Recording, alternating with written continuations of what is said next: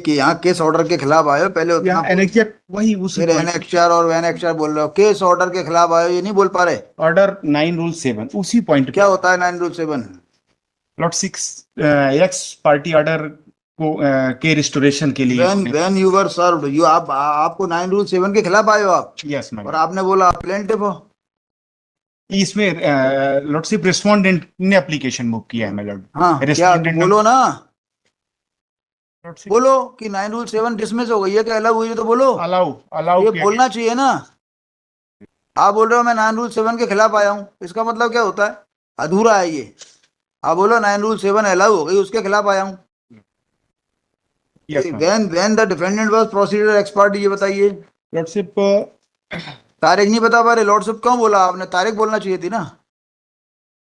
मैंने पूछा when defendant was proceeded ex party, तो तारीख बोलो, लॉर्डशिप मत बोलो। 15/1/2018 बस। लॉर्डशिप बार बार 25 बार लॉर्डशिप बोलने से मुकदमे में टाइम क्यों वेस्ट करते हो? वैन में लॉर्डशिप कहां से आ जाएगा? When means date. Petitioner plaintiff file civil suit lordship permanent injunction and declaration of title lordship. ये 2016 में इन्होंने फाइल किया lordship. Permanent injunction and declaration title, आप वादी हैं? Yes madam. 2016 में लॉर्डशिप इन्होंने सिविल सूट फाइल किया। 2016 में? Yes madam. 2016 से सूट कंटिन्यू पेंडिंग रहा, उसमें सिर्फ 2 बार रिस्पोंडेंट नंबर 1 और 2 सिर्फ 2 बार एज ए एडवोकेट कोर्ट में अपीयर हुए लॉर्डशिप। अरे एक यहाँ केस ऑर्डर के खिलाफ आए हो, पहले उतना एनेक्चर वही उसी फिर एनेक्चर और वेनेक्चर बोल रहे हो। केस ऑर्डर के खिलाफ आए हो, ये नहीं बोल पा रहे। ऑर्डर 9 रूल 7 उसी पॉइंट क्या होता है 9 rule 7? Lot 6 x party order को के रिस्टोरेशन के लिए when you were served, you आपको 9 रूल 7 के खिलाफ आए हो आप, यस मैम। और आपने बोला प्लेंटिफ हो। इसमें लॉर्डशिप रिस्पोंडेंट ने एप्लीकेशन मूव किया है मैडम। हाँ, क्या बोलो ना, बोलो कि 9 रूल 7 डिसमिस हो गई है, क्या अलग हुई है तो बोलो। अलाउ अलाउ ये बोलना चाहिए ना। आप बोल रहे हो मैं 9 रूल 7 के खिलाफ आया हूँ, इसका मतलब क्या होता है? अधूरा है ये। आप बोलो 9 रूल 7 अलाउ हो गई, उसके खिलाफ आया हूँ। When the defendant was proceeded ex party, ये बताइए। लॉर्डशिप तारीख नहीं बता पा रहे, लॉर्डशिप क्यों बोला आपने? तारीख बोलना चाहिए थी ना। मैंने पूछा when defendant was proceeded ex party, तो तारीख बोलो, लॉर्डशिप मत बोलो। 15/1/2018 बस। लॉर्डशिप बार बार 25 बार लॉर्डशिप बोलने से मुकदमे में टाइम क्यों वेस्ट करते हो? वैन में लॉर्डशिप कहां से आ जाएगा? When means date. बताइए तारीख। 15/1/2018 लॉर्डशिप। 15/1/2018 को defendant was proceeded ex parte. कौन सा डिफेंडेंट? रिस्पोंडेंट नंबर 1 और 2 लॉर्डशिप। कौन है ये लोग? ये collector and commissioner my Lord. 1 और 2। तो दावा बताइए, दावा किस पेज पर है? दावा annexure A1 lordship, page number 14 my Lord.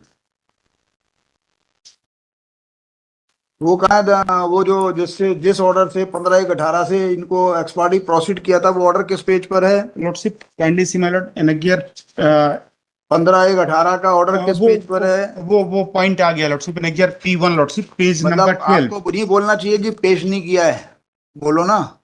Lordship मैंने पूछ रहा हूँ 15/1/18 किस पेज पर है? आप बोलो पेश नहीं किया है, बट उसका उल्लेख उस जगह आ गया है। यस। तो आप क्यों नहीं बोल रहे कि ये पेश नहीं किया है? उससे कोई लाभ मिल जाएगा आपको? मैं पूछ रहा हूँ 15/1/18 किस पेज पर है, तो बोलो पहले पेश नहीं किया है, लेकिन उसका काम जो है उस ऑर्डर से चल जाएगा। फिर किससे कोई लाभ मिल रहा है आपको? छुपाने से? छुपाने से नहीं मिल रहा है लॉर्डशिप। तो 15/1/18 को डिफेंडेंट को एक्सपार्टी प्रोसीड किया, उसके बाद उन्होंने 9/7 कब लगाया? 9/7 इन्होंने फाइल किया माय लॉर्ड,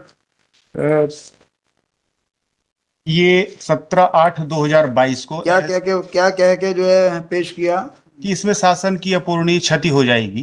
क्या का दावा है? दावा my Lord declaration of title and permanent. किस आधार पर है? किस आधार पर दावा लगाया आपने? कि ये मेरी पैतृक संपत्ति है, हमारे पूर्वजों के नाम से चली आ रही है लॉर्डशिप। नाम का कोई कागज है? नाम का तो कागज इसमें नहीं लगा है लॉर्डशिप, हाँ, इसलिए कि जिस ऑर्डर के अगेंस्ट में आए हैं ये 16/2/16 का आदेश काय का है जो दावे में मांगा है? अच्छा, जिस समय 9/7 का आवेदन लगाया उस दिन तक आपकी गवाही हो गई थी? नो लॉर्डशिप केस अंडर किस लिए चल रहा था? when you filed 9 Rule 7, for what was the purpose of listing the case? बकाया लोगों ने जवाब दावा लगा दिया था। यस लॉर्डशिप, कब लगाया था? रेस्पोंडेंट नंबर 1 एंड 2 ने रिप्लाई फाइल कर दिया था लॉर्डशिप। रिस्पॉन्ड नंबर 1 और 2 मत बोलिए, आप डिफेंडेंट से बात करिए। सॉरी, डिफेंडेंट नंबर 1 एंड 2 ने रिप्लाई फाइल कर दिया था डिफेंडेंट नंबर 1 और 2 ने जब रिप्लाई फाइल कर दिया था तो 9/7 क्यों लगाया फिर उन्होंने? Lordship, I request my Lord kindly C page number 1। आप बहस करिए ना, मेरे को क्यों कागज दिखा रहे हो आप? लॉर्डशिप उसी 9 पॉइंट Rule 7 का आवेदन अलाउ हुआ है, इसके खिलाफ इंटरफेरेंस नहीं होता हाई कोर्ट में। पहली बात ये समझ लीजिए। फिर भी हम आपको सुन रहे हैं तो आप या तो अपने हिसाब से कायदे से बताइए या फिर हमारे हिसाब से बताइए। माय लॉर्ड के हिसाब से ही बताएं। बताइए कि ये डिफेंड नंबर 1 और 2 ने 9/7 का आवेदन जब लगाया उस दिन क्या स्टेज थी दावे की? लॉर्डशिप कंफर्म कर लेता हूँ, कंफर्म नहीं। I am dismissing, you withdraw it, कोई फर्क नहीं पड़ता। आपको ये नहीं पता कि 9/7 का आवेदन लगाते समय दावे की स्टेज क्या थी? देखिए क्या होता है कि यदि दावे की स्टेज यहाँ तक पहुंच गई है कि आपकी गवाही पूरी हो गई है, मतलब प्रतिवादी ने भी गवाही कोई दे दी है, फिर 9/7 कोई लगाता है तो उसकी मेला फाइट्स की बात आती है। मतलब लेकिन अभी 9/7 का आवेदन लगने तक यदि यदि इशू ही नहीं बने हैं, मान लो, मतलब या अभी आपकी गवाही शुरू ही नहीं हुई है, तो आपको क्या प्रेजुडिस होने वाला है, ये जानने के लिए आपसे पूछा जा रहा है। लॉर्डशिप, हमने रिप्लाई में ऑब्जेक्शन लिया है लॉर्डशिप, जो इनके 9 आपसे ये पूछा 9/7 का आवेदन लगाया उस दिन दावे में क्या स्टेज थी, ये जरूरी होता है मतलब 9/7 के लिए, लॉर्डशिप, इसलिए पूछ रहे हैं। आपकी नजर में जरूरी नहीं है तो आप मत बताइए। लॉर्डशिप की नजर में मैं नहीं पहुंच सकता। तो नहीं पहुंच सकते तो फिर इसको विड्रॉ कर लीजिए, लॉर्डशिप एक बार खारिज कर देते हैं। ये एक बार- मेरी नजर में पहुंचना तो पड़ेगा आपको। अब नहीं पहुंच सकते देन यू आर फेल्ड। उसमें कौन सी हंसने की और जो है संकोच करने की बात है? आपको हमारी नजर तक पहुंचना पड़ेगा यदि आपको रिलीफ चाहिए तो। मैं और हमारी नजर हो सकता है कि लॉ की नजर ना हो, तो आपको लॉ की नजर तक पहुंचना पड़ेगा। नहीं लॉर्डशिप, बताइए 9/7 का आवेदन लगाते समय क्या स्टेज थी? ये मैं कंफर्म कर लेता हूँ लॉर्डशिप, शॉर्ट एडजमेंट अथवा दिस नहीं, आई एम डिसमिसिंग। देखो दिस आपको पहले 14/2 को अवसर दिया था, 2 बार नहीं आए, फिर इसलिए आज लगाया था। उसमें भी यदि आपकी यही दशा है तो फिर मुकदमे में ऐसा कोई पॉइंट नहीं है जिससे आपको कोई नुकसान हो रहा हो। नुकसान 9/7 के आवेदन को जब कोई अलाउ कर देता है तो हाईकोर्ट में आना भी नहीं चाहिए। बट लॉर्डशिप इनका सफिशिएंट तो आप फिर बताइए ना, आप कहाँ बता पा रहे हो?